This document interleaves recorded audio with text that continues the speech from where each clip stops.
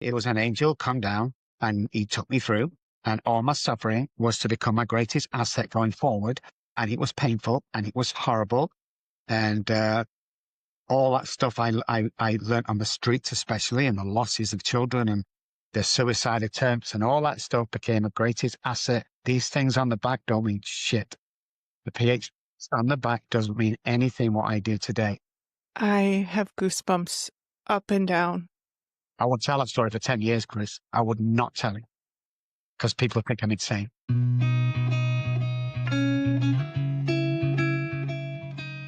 Hi, I'm Kristen and this is the Overcomers Podcast.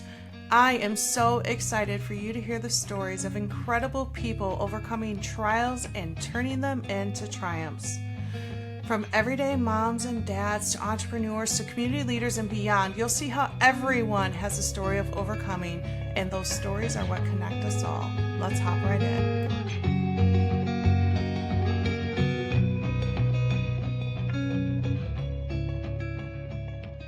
Hey everybody, welcome to the Overcomers Podcast. I'm Kristen and I am so glad you're here. And please, this is going to be an episode that you want to share far and wide.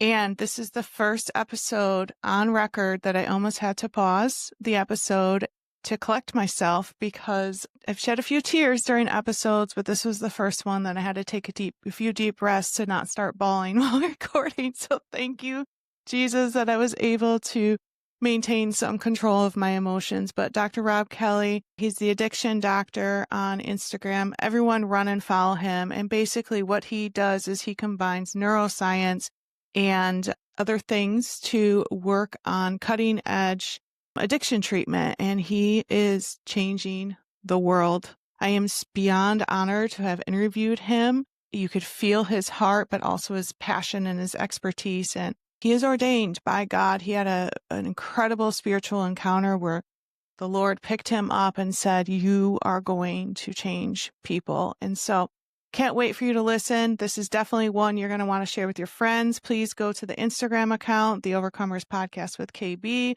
Make sure you click follow on Spotify, Amazon, Apple, wherever you are listening. And I just really want you to hop right in and listen to this episode. I know it's going to change so many hearts and lives. So let's hop right into Dr. Robb Kelly. Hey, everybody. Welcome back to the Overcomers Podcast. We have Dr. Robb Kelly with us today, and I am so excited.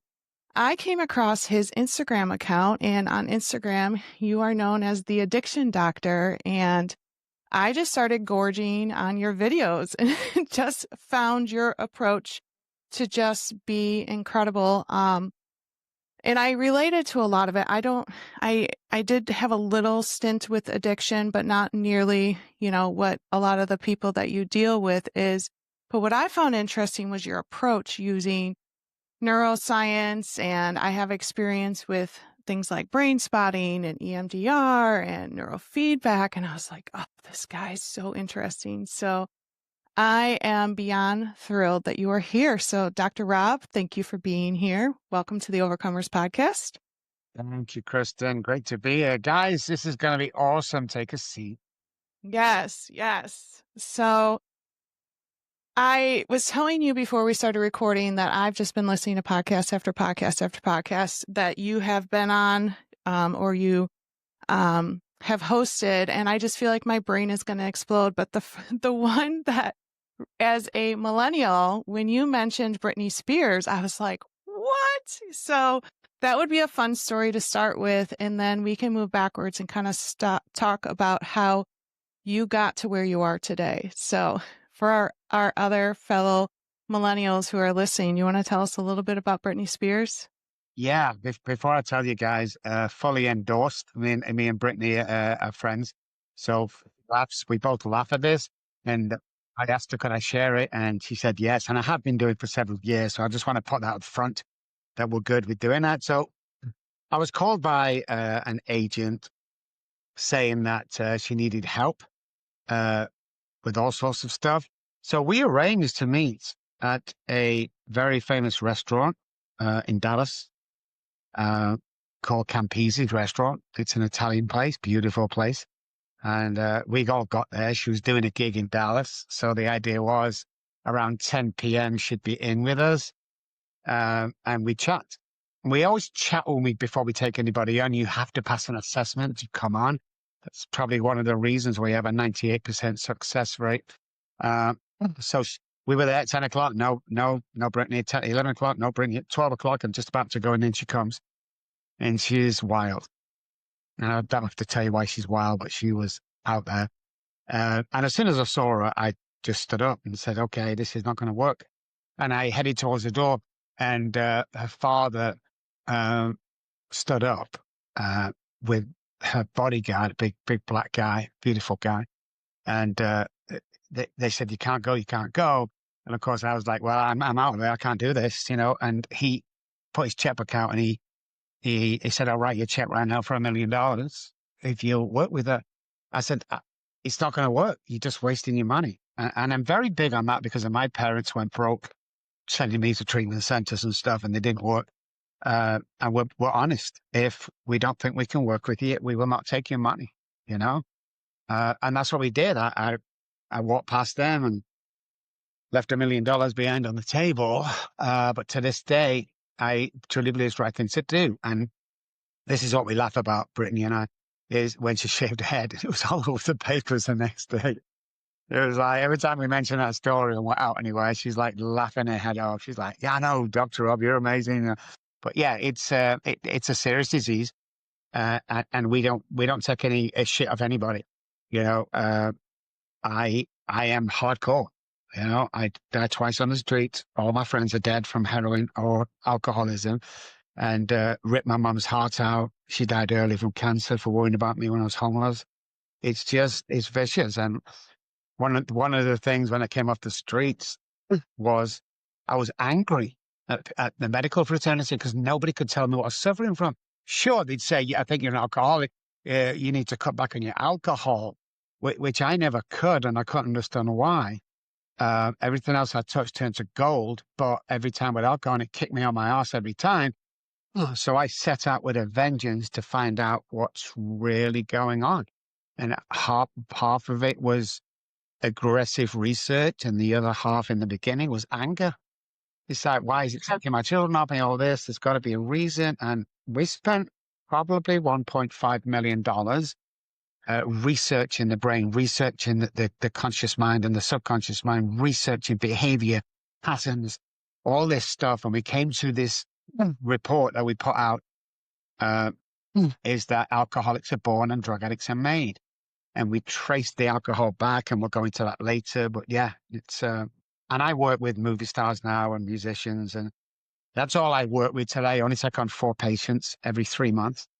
And my staff in the 5 offices we have around the world take care of all the other people that come along. So it's fun. But, you know, at the beginning, what was really funny, Kristen, is when the first movie star sends his plane over to you. This was about 9-10 years ago.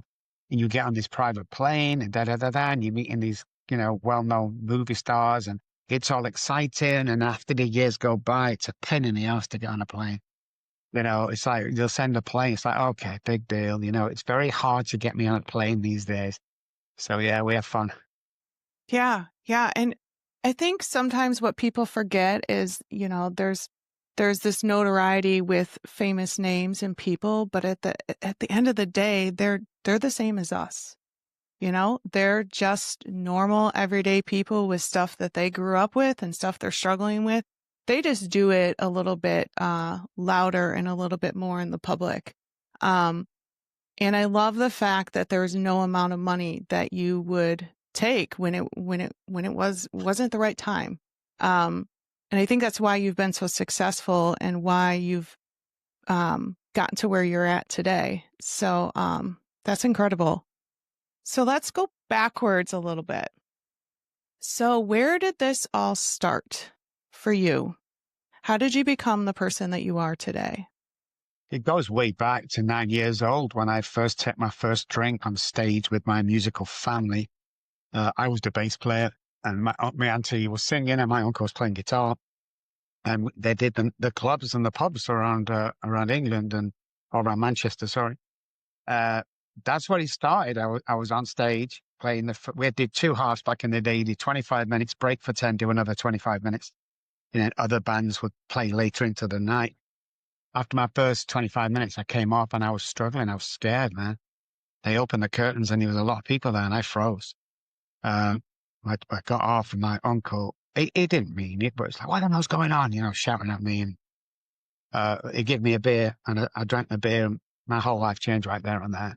Just I found something that had no nerves. I was brilliant second half. I loved every second of it. And I found my best friend for the next, I don't know, 15, 20, I can't remember.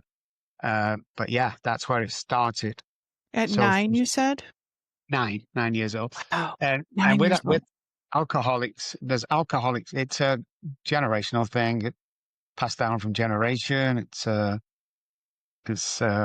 disease because of the hypothalamus and the basal ganglia, which we'll get into later. But yeah, that started my drinking, and then every weekend I created my own band, and we go on the road Friday, Saturday, Sunday. And we always looked at it. We wanted to be famous, like everybody does. But the way we looked at it as years went by is, hey, it pays the mortgage and the car payment. That's all we did it for. So it was good. And I've been a musician most of my life until about 4 years ago when I lost the interest. But I have two guitars in the office. I have a music room at home, but I rarely go in it these days. And then go through school, same thing. And then college, you become daily drinking. I got married, daily drinking, and I had two beautiful children and, you know, drinking every day. And I remember I wasn't my wife. Somebody said to me, Rob, I think you have a drink problem. And I said, what are you talking about? And he was picking me up for something. It was 5:30 in the morning, walking around the garden or the yard with the dog, and I'm drinking out of a bottle of vodka. And it's 5:30 in the morning. And he said, I think you have a problem. And I was aghast at that he would ever say that. I don't have a problem. And I never had a problem in my head until after being homeless for 14 months. Still didn't think I had a drink problem. So that's kind of where it went. In between that, of course, I got married. I had two beautiful girls. But inside that house was mayhem. From the outside, we had the house on the hill, the Mercedes cars every 12 months. I came from nothing. I came from projects. I was a fighter. Got in trouble with the police, all kinds of stuff.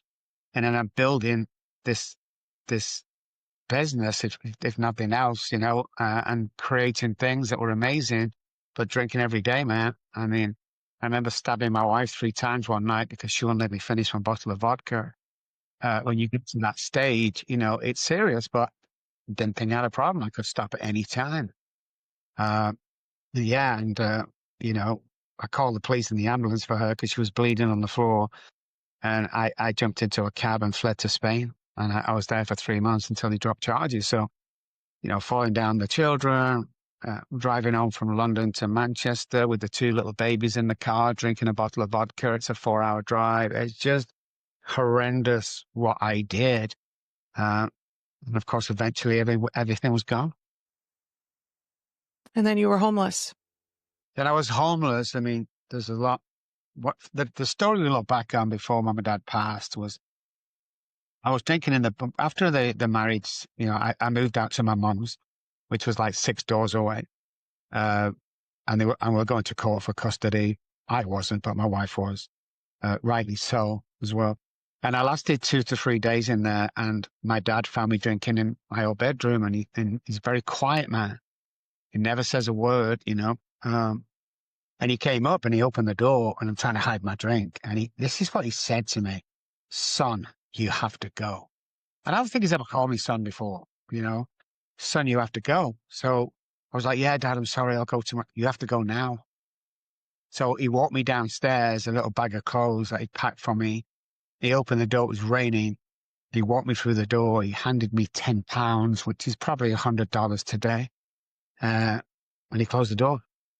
And I hated that man for that, Kristen. And I took the money. I got some alcohol. I don't remember, but I also remember I'm sat in the middle of Manchester in a huge garden, this attraction in Manchester. I sat on the bench thinking, where the hell did that go wrong? So that's my first night in the street. Move on a few years, and I was sober, obviously, and my mom and I was drinking tea and having a laugh in the house while my dad was at the pub at the bar. And I said to her, And this is when it started to hit me, Kristen, that how much devastation we do to our loved ones. Well, I was in oblivion. I didn't know. But she said something about my dad come out about throwing me out. And I said to my mom, Mom, I still haven't forgiven him for that. Turned his back on his son. And, hang on a sec. And she said to me, Robert, in 57 years of being married to your father, that was the only time I saw him cry. And it was like a punch in the chest. It's like all these people that I'd hurt, Kristen, all the people I'd let down, all the people I'd injured during my drunken violence, all came crashing down on me, And I knew that I had to. Alcohol has 1% to do with alcoholism, the same with every other addiction. It's not the problem. It's the symptom, maybe, not the problem. And I had to get down to the causes and conditions of my childhood trauma and the trauma that, we go through naturally and I'm talking about anything psych. So we don't deal with addiction only. We deal with depression, anxiety, PTSD, all the stuff pertaining to psych. You can fully recover. You can get yourself cured from that. But it was just, I didn't understand why I couldn't stop drinking, and thousands, obviously, others that I met. But yeah, the devastation hits you really hard when you start doing your childhood work. 100%. Yeah. My aunt died of alcoholism when she was 39. And I haven't talked about this in a long time, actually. And watching her, because she wasn't that much older than me. She was kind of like the young, cool mom, or young, cool aunt, I should say. And watching her just leave everything. She's 4 kids. When she died, I live in the Chicagoland area. When she died, she was on the East Coast, living in a camper. She just gave up everything. She didn't care about much of anything. I think she wanted to, but she just, it was like every day she woke up and she was just like, I need a drink, I need a drink, I need a drink. And she didn't even make it to 40. And she was just a beautiful, wonderful person. And the devastation that we felt as a family when that happened, so that was actually one of the questions I was going to wait to ask you till later, but I found it interesting, and make sure we circle back to the rest of your story. But while we're on this topic, I found it interesting what you said about alcoholics versus drug addicts, that alcoholics are, correct me if I'm wrong, alcoholics are born, drug addicts are made. And as someone who has alcoholism in my family, is that something that I could see in my kids, in my grandkids? The gene is passed down. It's hereditary. We know that. We're born with a predisposition. We know that. What people don't know is we've traced imprint cells to fetus level that carry the gene. We hear things different as alcoholics and addicts. We hear a lot of things different, stuff like that. But one things that people don't know is because we're born with a predisposition, we're allergic to the ethanol in alcohol, period. So that predisposition is not only the ethanol, but it's also behavior. The childhood trauma adds to that because alcoholics hear things different. So trauma to normal people is 100 times worse to people that are born in alcoholic families. Now, drug addiction is addictive personality. The fine line between the both. You can't drink yourself into becoming an alcoholic. It's impossible.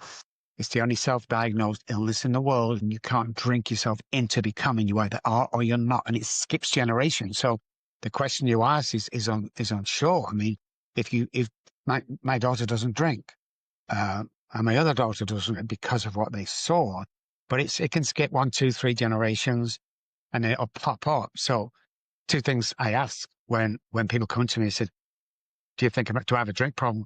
And the first thing is, the comment is, well, if you have to ask me, I think you might do, let's talk about it. The first question is, when you take the first drink, can you stop? After that first drink, can you go home and stop? And the answer is usually no. And then I go trace 3 generations back. Was the alcoholism, which you can trace back. The only thing you got to watch for is, at my age, 64, his grandfather, when you asked, 20 years ago, whenever I was going through it, was grandfather an alcoholic? And my mum's reply was, no, but he liked to drink. What's that sentence? Because that usually means there's alcoholism in the family, because nobody researched it back in the day. Everyone thought it was a behavioral problem, and everyone thought the alcoholic was weak. Now, drug addicts, the addicted personality, 90%, if not more, of patients that come to me with a drug addiction started in the doctor's office.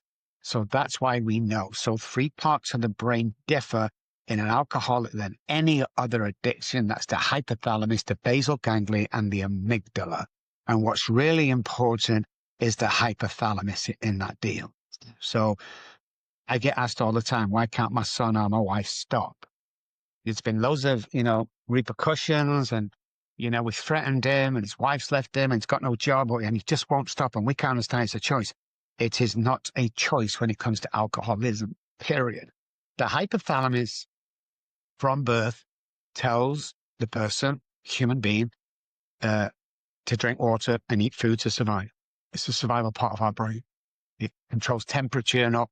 The main thing is it tells us to drink water, eat food to survive, until that becomes a working part of the mind. So the basal ganglia is involved here, the repetition part of the brain. But the hypothalamus, that's his job. Alcoholics are born with a default with the basal ganglia and an override with the hypothalamus, which means that as the drinking goes on and gets worse and worse, and we try and stop and all that stuff, and then we get sober and everything's going great, the hypothalamus turns on the alcoholic. It hijacks the brain and it tells the alcoholic to drink alcohol only. When the survival part of the brain is telling me to drink alcohol only, then children and wives and businesses doesn't make any difference, because that's the primary point of my life. So when you said, when your sister got up, so first thing she could drink, well, of course she did, because the hypothalamus is saying, hey, if you don't drink alcohol today, you're not going to survive. And it filters through the subconscious brain. So I'm not aware of this. I just need tunnel vision. And while I'm drinking that bottle, I'm worrying where the second one's coming from. And I'm worrying how I'm going to get that. So if I buy 4 bottles when I'm down there, I'm worried about how I'm going to get another 4, because if I don't drink, I'm going to die. That's what it tells us. So when you put it in that context, you understand that the choice has been taken away from us. Add all the other trauma and learned behavior and enmeshment from family systems, and you've got a ticking time bomb. Success rate of AA is 2 to 3%. Treatment centers, 5 to 12%, I think. When little Johnny's coming back to your treatment center for the 4th time and you're charging him $10,000 a month, shame on you. What are you teaching them? See, I was sick to death of watching people die, Kristen, because of lack of information. And that's what we do. We find out what's going on. We've cured addiction, anxiety. We've cured depression. We've cured anything psych. You can't cure alcoholism. Again, going back to the hypothalamus. But you can't cure food poisoning. You can't, like food poisoning, and there's something else I can't remember right now. There's no cure for that. The common cold. Yeah, the common cold, there's no cure for it. So it's not the end of the world. We can arrest it and you can live freely after. Yeah. I'm not going to lie. I have tears in my eyes, because so much of what you're saying, I could see in my aunt, where I think she really wanted to love her kids. 100%. She really wanted to be the person who we saw her be, but you're right. It was like a matter of life and death for her. I have to have it. And it wasn't willpower. No, it's not willpower. Now with drugs, it's slightly different, but we'll get into that later. But you could have put her and me on, well, you get up in the morning and go, I say, I'm not going to drink. I can't drink today. I promise you, I'm never going to drink today. I promise you. You could put us on a lie detector test and we'd have passed that test. And yet 2 hours later, we're blind drunk, sitting in the bedroom, drinking our lives away. That's how it happens. It's not, alcoholism never comes to you on a Friday night and goes, hey, Rob, let's have a drink. No. It's a week before when that relapse happens and my behavior starts to change. I'm pissed off in the world. And once we get to yours and my journey, what we find is we don't have a choice. That this is going to happen whether I die. I always tell people this. Here's the scenario that I would have taken all day long. Go into a bar, there's a big pint of whiskey and a loaded gun. And the thing was, if I drank the whiskey, I had to use the loaded gun on me and kill myself. I take that bet every single time. I'm taking that every single time. I'm going, yes, of course I'll do that because I'm just focused on the whiskey and I'm focused on who cares after, we got no consequences, we think.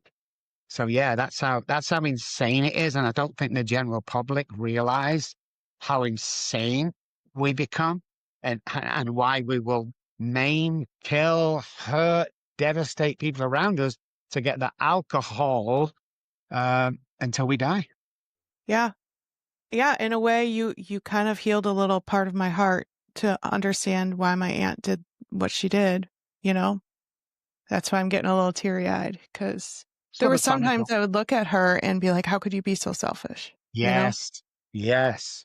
That's one of the biggest things we have is, why don't you stop for your kids? Why don't you stop for this? And, when you realize what's going on, then our thought turns and we go, oh my God, she was going through all that. It's like, yeah, even if you don't know about neuroscience and epigenetics and all that stuff that we do here, you have to realize that if you've had personal contact and a journey with an alcoholic, all this makes sense. You go, oh my God, it makes sense. It makes sense. And bless her. She was in a tormented mindset for many, many years.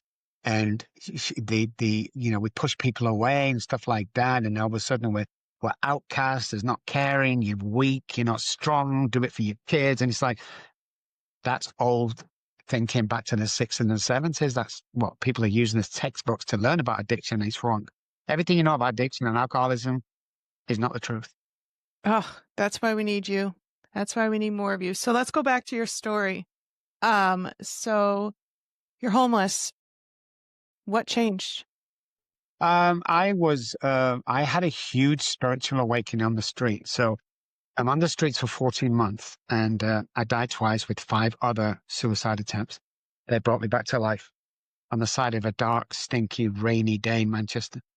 One morning, I was over near the office blocks and factories. There's not a house in sight. There's not a person in sight. It's the middle of nowhere. It's pouring down with rain. I'm coming out of a stupor, coming round, and I dropped down to my hands and knees and I started to cry like a baby, from the stomach. I was sobbing and sobbing, and the memory will always be burnt into my mind that when I was on my hands and knees, I was looking down and the rain would hit me, come round and drop my tears onto the cobbles and it turned purple. And I didn't know I was done there. I just know I couldn't stop drinking. I didn't realize that I'd lost my children. Then I was crying because I could realize I couldn't stop drinking right there and then. And I don't know why, because I had church bad experiences with, pastors that molested me. And I looked up to the sky and I said these words, if there's a God up there, I can't do this on my own anymore. That's all I said. And 30 seconds later, the guy walked around the corner. He went on to tell me that he'd missed his last bus home from Bible study and that he'd walked an hour, which he'd never walked before. He took a shortcut he's never taken before and he came across me. His name was Derek. And he said, you need help. And I was crying, He happened to be a recovering alcoholic and a Christian. So he took me back to his house. I'd bathed for the first time. I got changed, and shaved for the first time in a year. It was amazing. And here's what he said to me. He said, hey, Rob, here's the deal. So you can stay here for as long as you like, man. I'm going to help you, but you've got to come to these AA meetings with me. And I don't like the meetings I've been before. And he said, that's the deal, Rob, because I can't have you drinking in his house. So I went with him on the second night. So Derek found me the previous night. The next day we went to a meeting. I think it was around 5, 6 o'clock. We sat there and the same old crap starts. And I'm miserable. Yeah, my name's Jimmy. I've had a bad day today. And all this stuff. And I turned off. And this guy, it was his turn to share. And he said, my name's John. I'm a recovered alcoholic. And I looked up and I turned to Derek and said, what did he just say? And Derek said, he said he's recovered. And I'm like, oh, that? I said, positive. So I listened to him and he made sense to me. And he talked out the big book and he related with God. And he told me that 351 God words in the first 164 of the Alcoholics Anonymous book. So after the meeting, I walked over and said, hey, John, my name's Rob. Would you sponsor me? And he said, no. Just before the ground opened up and swallowed me, he said, but I will be a spiritual advisor for a period of 12 weeks. Every Wednesday, Kristen, he told me to bring the big book and a dictionary. And I said, I don't need a dictionary. I went to Oxford. And he said, I don't give a shit where you went, bring a dictionary. Because there's words in that book, you don't even know what they mean. So I went there. I always remember I left Derek's at 6. I walked there to his apartment at 7. If I got there at 5 to or 10 to, I could not go up to the door and knock. I thought it was weird. And at 8 o'clock, mid-sentence, he'd stand up, walk me to the door at 1 minute to 8, shake my hand and close the door behind me. And I did that for 12 weeks. And I started to recover, and I started to be in sanity. And, we spoke about God, philosophy, neuroscience, didn't even know what that meant. Nobody did in the world. But he was talking about that stuff and how God's going to die.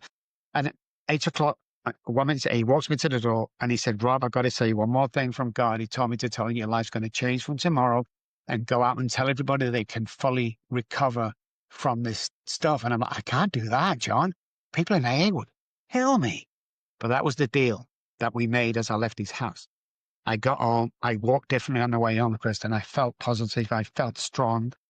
And the next day I'm vacuuming the house, cleaning the house. That was my job. And Derek goes to do his 8 till 6. And he came home at lunchtime, which I'd never seen him do. And he said, Rob, the guy that sweeps the floor in the factory has just resigned. Do you want a part-time job? I said, oh my God, yes. Which later turned to a full-time job. And while I'm turning that full-time job the week after, I'm thinking what John said to me. I'm like, oh my God, he said this was happening.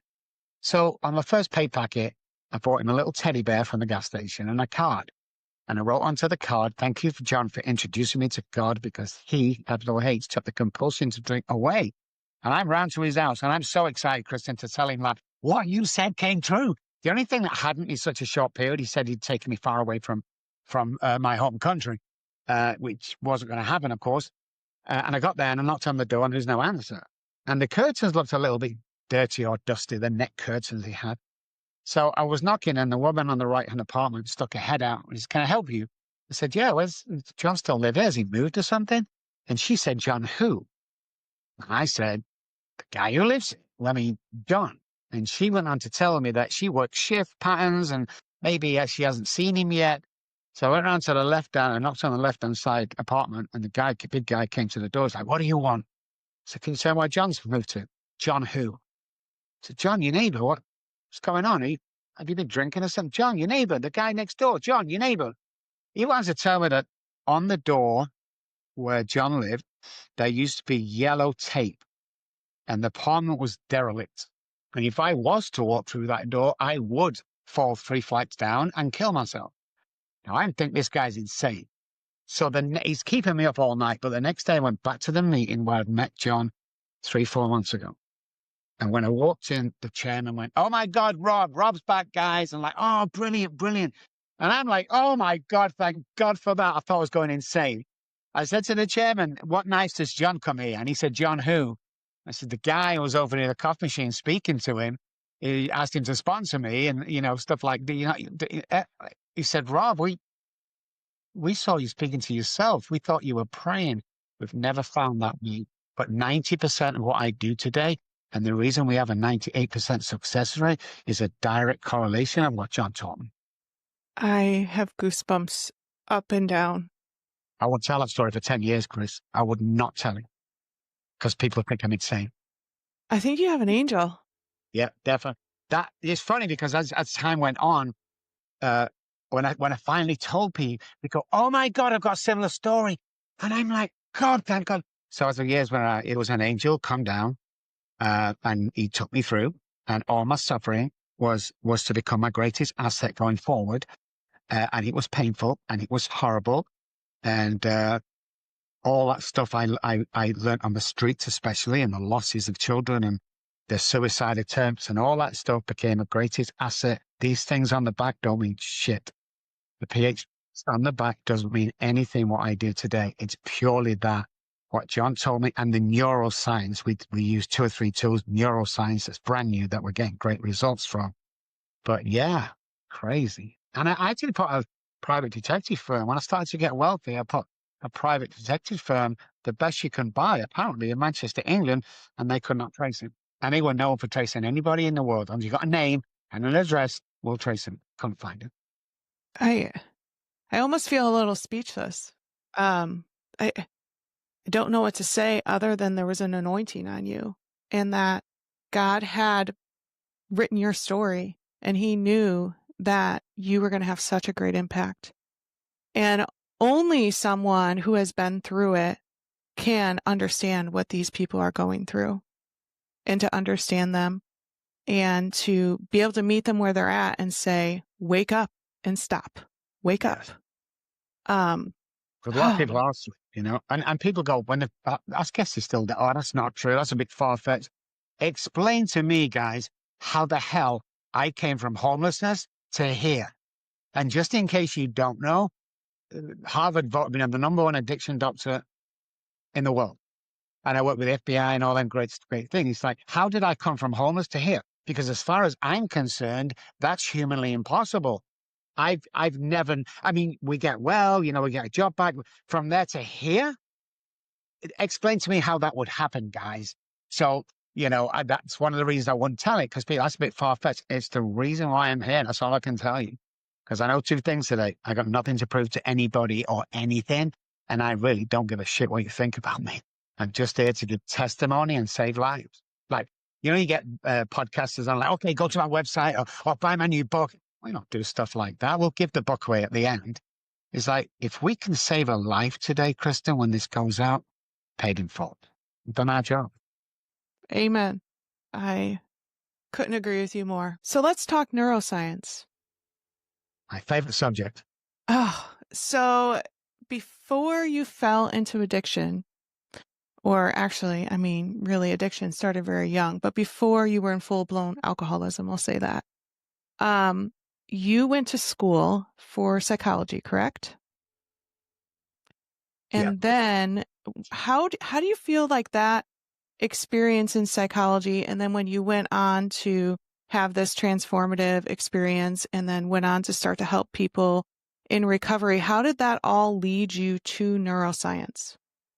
Well, if we look at what neuroscience really is, and we look at, I've never read the Bible, I don't go to church, but you look at the spiritual side of the journey, they kind of match.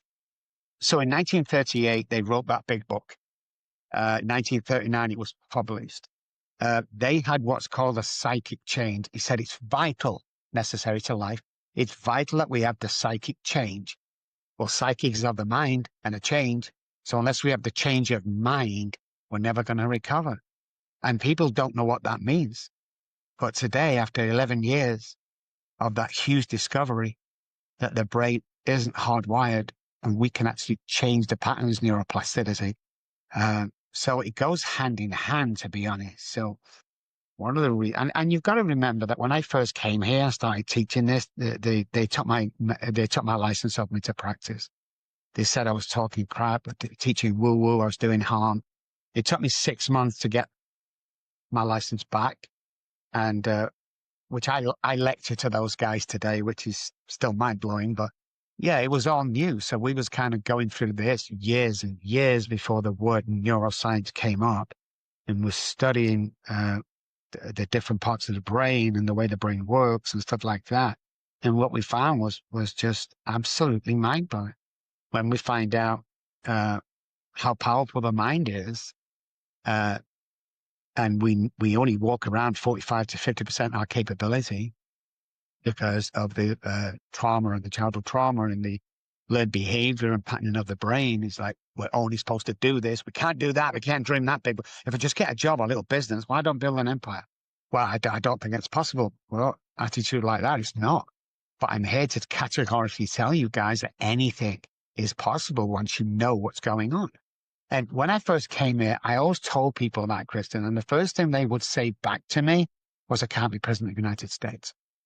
Like you, Rob, I can't be president, so I can't do anything you're saying.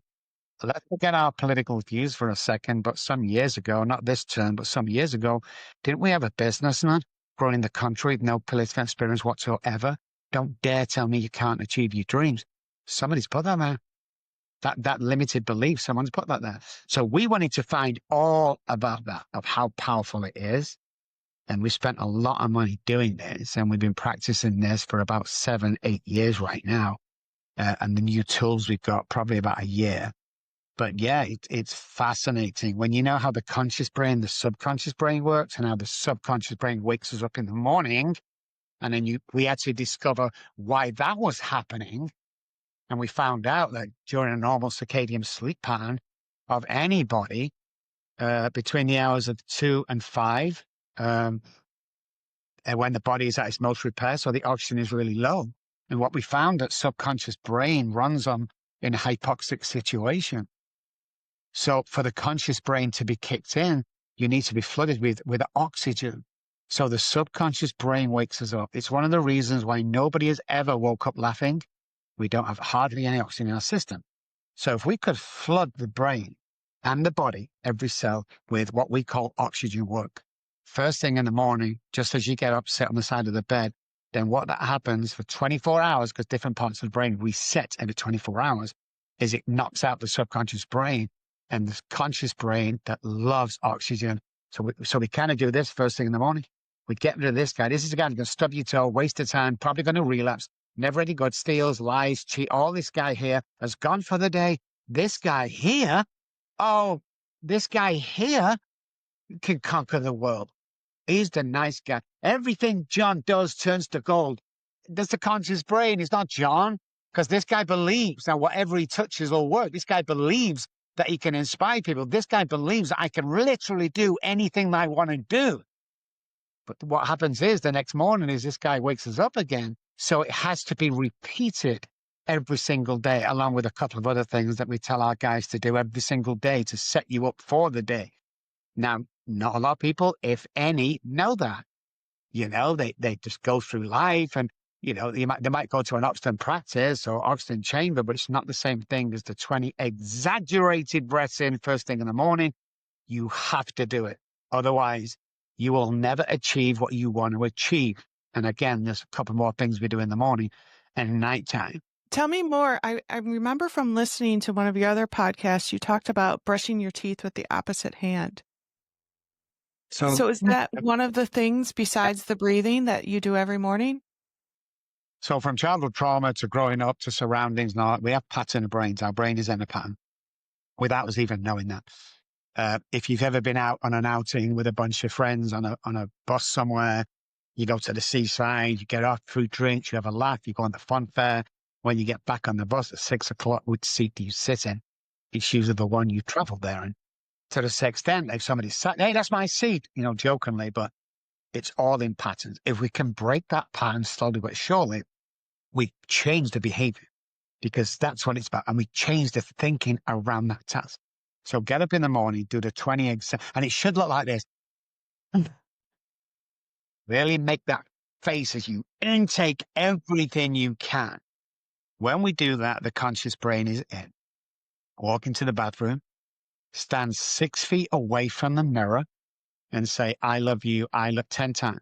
That's no other affirmations. I love you, I love you. Let's stop that subconscious brain of self-belief. Now stand 6 feet away from the mirror, because when you get close to the mirror, like we do shaving or makeup with girls, when we do it then, you see all your blemishes that people don't see. Because when's the last time you went into work and paid you? We don't do that. That's a good point. Right? You stand 6 feet away, with the optical illusion, the blemishes go. This is how people see you. So you go out with more confidence because you're not seeing blemishes. And of course, let's change patterns, neural pathways. Let's change them, because 300 neural pathways die every single day in the brain. What are you replacing them with? New patterns that are positive, or old thought patterns that's going to kill you. So if you're a right hand brush your teeth, left on the weak, left on the right, left on the weak, left on the right will change your life from the first day that you do this. Go out, be kind, be courteous. You never know what people are going through. Compliment 3 people every day and do things we're not supposed to do, guys. Build empires, be fathers, get your kids back. Whatever it is that you want to do, you can do, period. Oh, that's just blowing my mind that something as simple as the way you brush your teeth, but you don't think about it. And so I was thinking about this morning as I was brushing my teeth, and I was like, I don't even know if I can brush my teeth with the other hand. It says concentration, which is the patterns and the rerouting of the same thing. if you ever drove down a freeway, the same thing to work every single day, you can pass junctions and not realize you passed them. Oh, this is my turn off. You have no recollection of passing 12 other junctions, 12 other not what you guys call it, exits. You have no record. That's because the brain is in free flow pattern, because you've done that so many times, it becomes a working part of the brain. So let's really talk quick about the basal ganglia. So the basal ganglia is our repetition and strengthened confirmed part of the brain. So when we first drive a car, it's really awkward. It's like we're driving a Mini, but it feels like a freaking tank until we start getting used to it. That's the basal ganglia going out with that practice, that routine of driving the car. Same with pilots, same with everything. It's why pilots need 10,000 hours in the air. What happens is the driving of the car becomes regulatory, and you're driving every day, and it becomes a working part of the mind. This is why we can reverse out the driveway, speaking to mom, waving to the girlfriend, listening to music at the same time, because it's become a working part of the brain. So what happens with the basal ganglia with alcoholics and addicts is there is a default system. So if you can imagine a clock face, 12 o'clock, we start acting a bit, like I say, it's never going to happen on Friday, for instance. It's always going to happen a few days before, if not a week. 12 o'clock, you start acting different and your behavior changes. At 10 after, you relapse. At 20 after, you ask to come back home. At 5:30, you get home and the kids and everything. Then we're offered one of them jobs that was, oh my God, I can't believe this. It's amazing. It's what most people do after relapse. Something good happens. So 22, you're offered that job, or the wife says you can come back, and at 10 to the hour, you self-sabotage everything. And that's continued until that becomes a working part of the mind. And that's going to happen every single time that you do. You are always going to relapse. You are always going to not make anything of yourself. You're always going to be imposter syndrome. You're always going to be weak. You're always going to be small, and nobody's going to ever hear you because you don't think you're blonde enough, tall enough, thin enough, or rich enough. And that isn't true.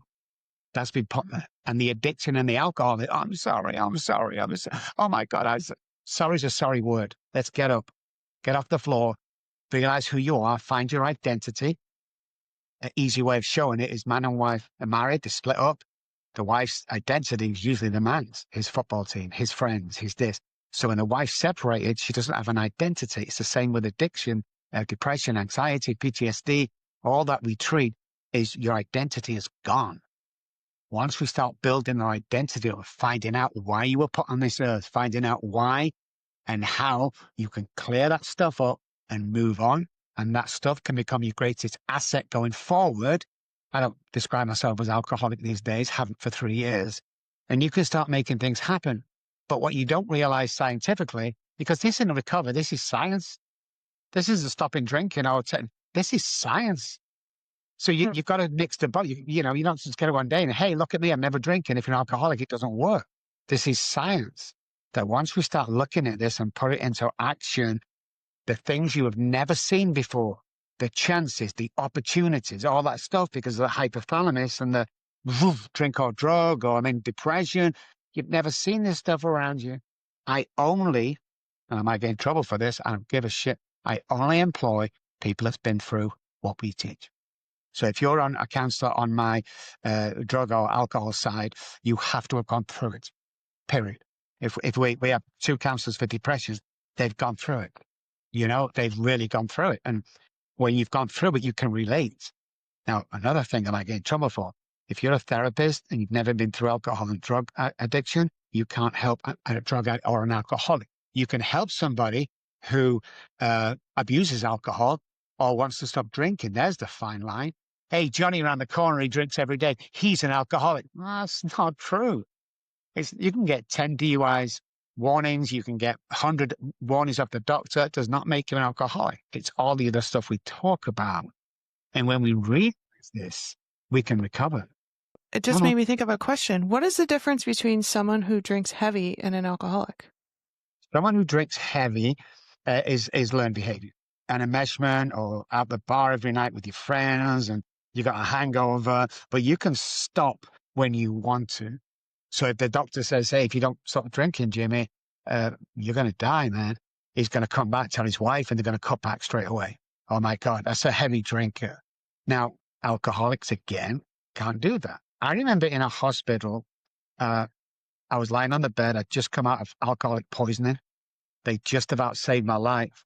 The doctor leant over my bed and he was about 2 inches from my face. And he was big guy and serious. And he said, listen to me. If you drink again, ever, you will not make it to this hospital in an ambulance. Do you understand what I'm saying to you?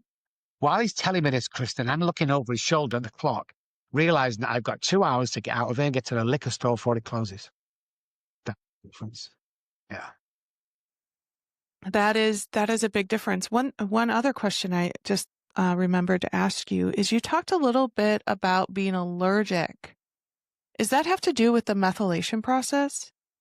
Yeah. Oh, God. Nobody's asked me that question. Yes, yes, yes, yes. So we're allergic to ethanol. Okay. We're allergic to the ethanol, not the alcohol. Many people say it's why people can drink alcohol, non-alcoholic beer and still survive. It's not a great idea for the real alcoholic, but that's one of the reasons, the ethanol in the alcohol. So we have an allergy and a predisposition with the imprinted brain cells and actions and stuff like that. But yeah, we definitely have the allergy. That's another difference between drug addicts and alcoholics is drug addicts do not have the allergy. We have the allergy against. So there's certain things happen when we drink. That doesn't happen to normal people. I'm trying to understand it because that has to do with that MTHFR gene mutation, right? The MTHR gene methylation thing goes like this. So if you're lucky enough to take that test, about $600, I definitely think you should go to Gary Brecker. He's a good friend of mine, and we share patients for that. But here's how that works. So the food in our country is terrible. I'm American, Yes. by the way. Not a British guy saying, "Hey, Dan." No, I'm American. Just trying to put that out there. If Britain went to war with America, I'm American. I want people to know that. So it's our country I'm talking about. Is the food industry is terrible.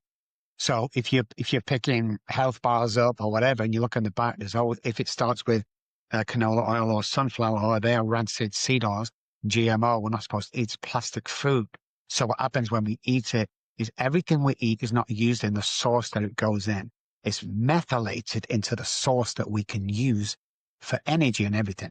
The problem is with all these false food and rancid seed oils is we can't methylate most of the food. So if we can't methylate it, we can't turn it into source, and there becomes a deficiency. When there's a deficiency, that causes the heart, the liver problems, all that heart attack, whatever it is. It causes that because the brain is not getting and the body's not getting what it needs. So we have to be careful what we eat. I'm not asking everyone to run to Whole Foods and spend $2 million on a week's shopping. I'm just saying, look at what you've got. If we had mums all the time saying this, that, I can't control my child. He's out of control. He goes to school. They'd put him in the back of the class. And I just don't know, doctor, what's going on. And the first question I asked them is, what does he eat for breakfast? Well, he has 2 Pop-Tarts and then he has some Fruit Loops. So you've just given him 28 spoonfuls of sugar, sent him to school and expect him to behave.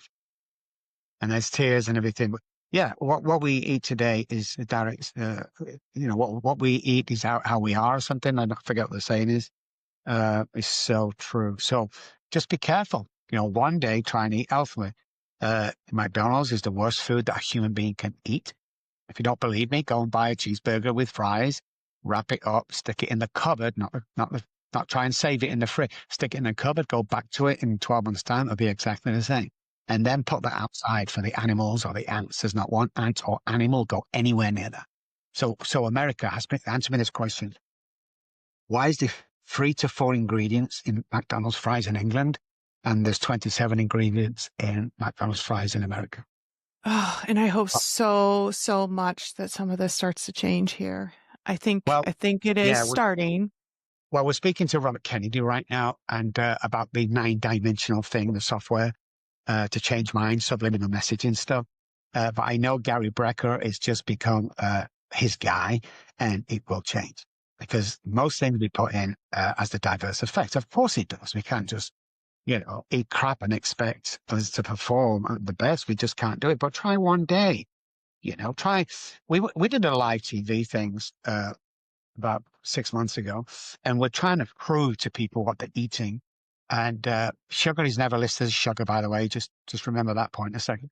And we saw this well-known bar. It was a health bar on the shelf. And on it, in big bright writing, was a green bar. On it in yellow writing was 9 grams of protein, 0 fat.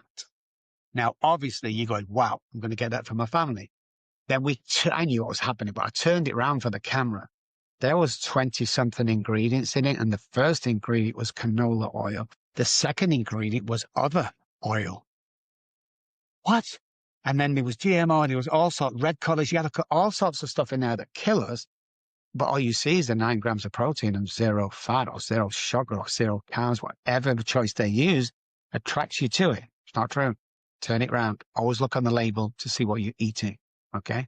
Always, always.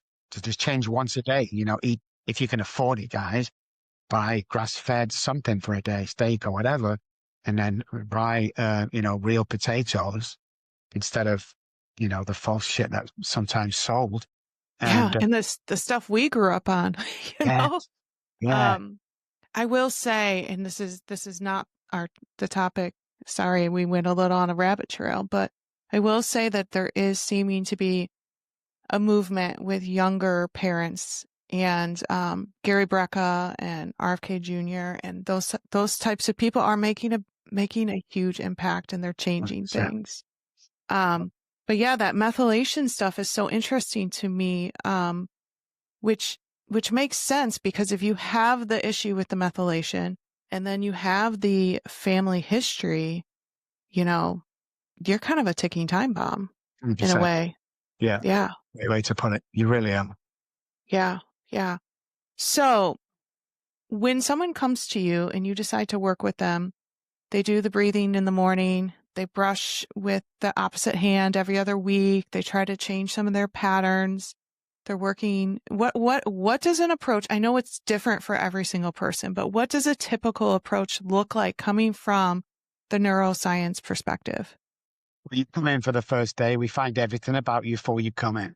So the subliminal messaging is very important. So if you get Mr. Smith, who's made his first appointment on Monday, over the weekend, we'll research him. We'll find out exactly what he likes. Might be a Dallas Cowboys fan. So the minute he arrives in the assessment, or the first, let's say he's passed the assessment on his first trip here, there'll be a Dallas Cowboys can of whatever lost in the hedge. And then when he comes to the door, it's entry only. Opens the door. The first girl he greets will have a cowboy hat on. Then sitting in reception, there'll be a Cowboys plate. Now, he doesn't know this. He just knows that all of a sudden, this place is very familiar. He likes it. So the mirroring part of the brain is connecting already. So when he comes into my office or other therapist office, all his guard is down.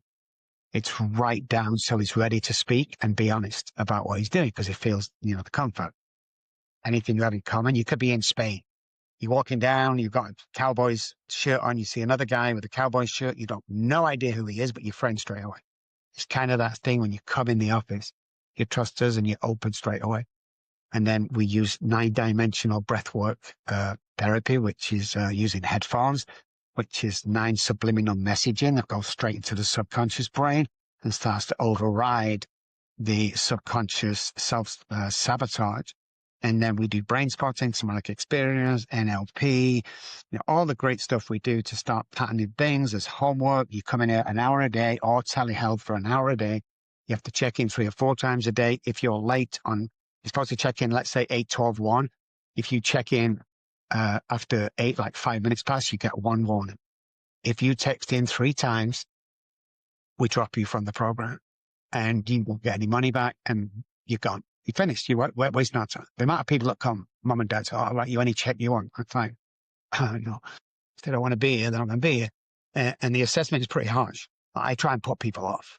I've used all sorts of tactics to find out if the kid is ready to get sober or ready to get clean or not. Not going to waste my time. There's people dying out there. I'm not wasting your time just because your mum's got a big checkbook or your dad's a CEO with the biggest cut. I don't give a shit. If you're not ready, leave my office. You're not coming in. So how can you tell? Oh, you can tell. I mean, get a warning from Texas again. Posh mom and dad come in. His son comes in. He has a problem with prescription drugs. And you could tell he's looking all over the place. He's not really interested. So I say to him, okay, I know your mum and dad's got you here. You don't want to be here. Yeah, it's okay. And I said, look, I got some Percocet that I took off another patient, confiscated. There's like 2 pills in there. I used to love Percocet as well. Let's just take a Percocet each right now without your parents knowing. This is the last day. We start tomorrow. Oh my God. Oh, awesome. Are you sure? Walk out to the parents, tell them he's not ready. The door guy will walk him straight out and we're done. Yeah. I mean, it's very big in my heart because mum and dad spent a lot of money. I see treatment centers like turnarounds. I see people earning money, for no treatment, no real treatment. And I'm just sick of it. And I don't answer to anybody. And this is the way we do it. And you either love us or you hate us. But hey, there's only 2 kinds of people in this world. The people that love you for who you are and the people that want to be you. And the quicker you realize that, guys, the simpler life gets. See, everybody's jealous about what I have. Nobody's jealous how I got here. I don't see that part of it, So yeah, and I have the big cars, I have the houses, I have the watch, I have all that stuff. But oh, look at him, look at him. What you don't know is 25% of my income, and with a multi-million-dollar company, goes back out into communities. Me and my wife give $150,000 from our personal banking out to people who need. So you might get a father who's an addict, or he's trying to get his stuff together. He's going to court. He's living with his parents, going to court to see the judge for 1 day a week. We'll rent an apartment for 12 months. We'll buy a suit for him. We'll hire a lawyer. We'll take him there in style. We'll we'll get the kid back for one. We'll do stuff like that people don't see us doing, but I don't like the book. We don't get a dime. You say, all the profits go. No, what do you mean is after you've taken your bid and yet, no. Every single dime spent on the book, and it's $9. Don't go message me. I'll send you a free one. It goes straight in. We're aggressive with this stuff, And I remember dating my wife for the first time. And we got food in San Antonio. We're walking out, and there's this guy on the floor, and he's hungry and he's everything. And we walked, and I didn't say anything, Kristen. We walked past him, and we had carry-outs. And my wife turned around, and she went up, she knelt down, and she knew nothing about, she knelt down and she gave him his food. And she gave her his, the food. And he said, thank you and stuff. Can I hug you? And they did. And she walked back to me and said, I'm sorry about that. Right there and then I knew I was going to marry her. That's what it's about. It's about helping people, saving lives, because, I want to finish on this because I think it's really important that we don't know what people are going through, man. If you're blessed enough to be out, have a job, get kid, whatever it is, there's a guy walks to the Golden Gate Bridge and he throws himself off and commits suicide. The police pull him out of the water. They get his ID to go back to his apartment looking for next of kin. What they found was a letter on the kitchen table, and it read, I'm going to walk to the Golden Gate Bridge, which was an hour, by the way. I'm going to throw myself off and commit suicide unless on the way there somebody smiles, says good morning, nods at me. I will stop right there. I will turn around and I'll start again tomorrow. So my question to everybody watching and listening right now is, how many people have you walked past today that's heading to the Golden Gate Bridge? You just don't know. Yeah. Well, I think that's a great place to end. Dr. Robb Kelly, you are changing the world. Thank you for what you do. And thank you for coming on the Overcomers podcast. Thank you, Kristen. Nice to see you guys.